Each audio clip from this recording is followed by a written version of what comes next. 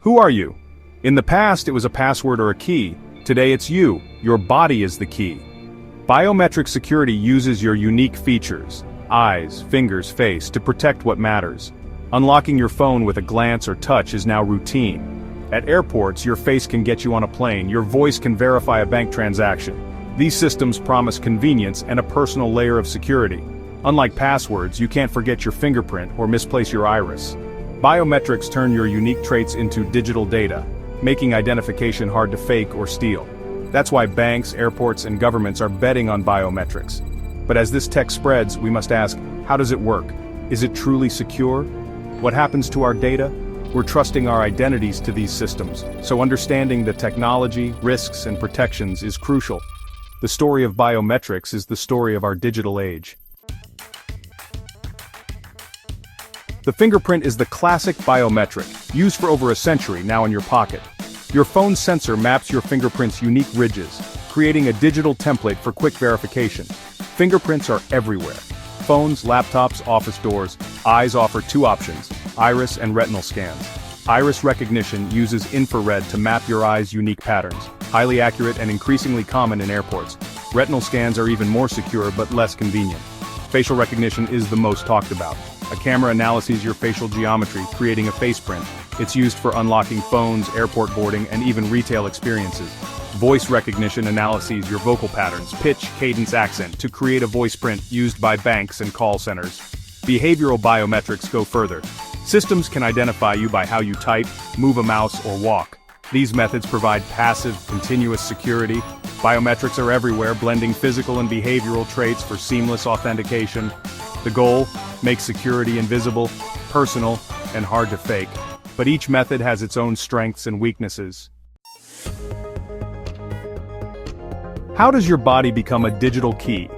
It starts with enrollment, scanning your face or finger to create a reference template. The system captures multiple data points, building a reliable digital profile. Your biometric data isn't stored as a photo. Instead, it's converted into a complex mathematical code, a digital template. This template is encrypted, making it unreadable without the right key. When you use biometrics, the system scans you again, creates a new template, and compares it to the stored one. If the match is close enough, you're in.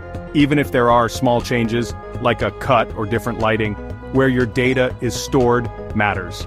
On phones, it's kept in a secure enclave, never sent to the cloud. In other cases, like border control, templates may be stored in central databases, raising the stakes for security.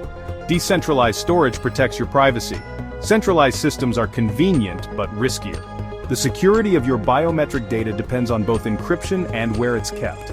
Understanding this process is key to trusting the technology. Biometrics are trusted because they're unique. Your iris or fingerprint is nearly impossible to duplicate. This uniqueness makes unauthorized access much harder than with passwords or ID cards. Convenience is another big draw. No more remembering dozens of passwords. Unlocking devices or paying with a glance is fast and easy, so people actually use these security features. Biometrics also create accountability. If your fingerprint authorizes a transaction, it's hard to deny. This audit trail deters fraud and ties actions to real people. You can't lose or forget your face or fingerprint, making biometrics ideal for a mobile world. They solve the problems of lost keys and forgotten passwords.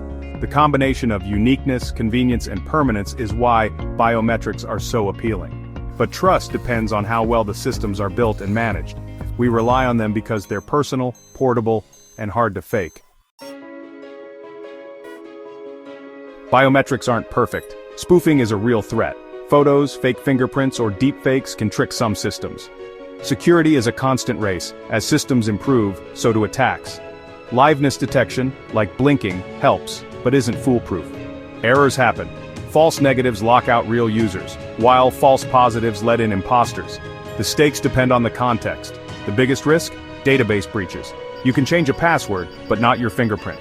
A hacked biometric database could expose millions' most personal data. That's why encryption and decentralized storage are critical. Bias is another issue. Facial recognition can misidentify women and people of color if not properly trained. This can lead to unfair treatment or discrimination. Auditing for bias and ensuring fairness is essential. Biometrics promise security, but only if we address these risks head-on. The technology's power demands vigilance and oversight. Biometrics are everywhere. Fingerprint scanners unlock billions of phones and laptops daily. In offices, they prevent buddy punching and secure sensitive areas.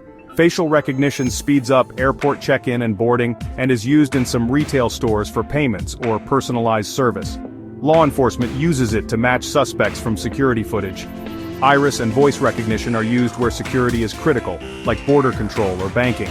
The UAE uses iris scans for all incoming travelers. Banks use voice prints for phone authentication.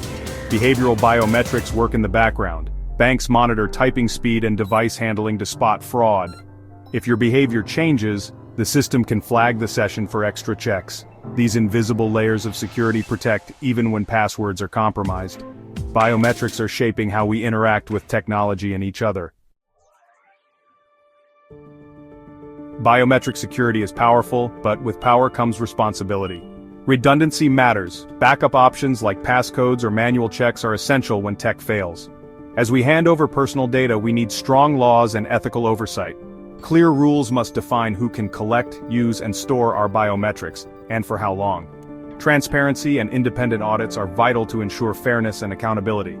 Public trust depends on responsible use and protection of privacy. Choice is crucial. No one should be forced to use biometrics if they're uncomfortable or excluded by the technology. Alternatives like passwords or physical IDs must remain available. Biometrics are a tool, not a cure-all. Their effectiveness depends on how we build and govern them. We must balance convenience and security with privacy and fairness. As our identities merge with technology, we need both innovation and accountability. The future of security may be in our eyes and fingertips, but the responsibility is in our hands.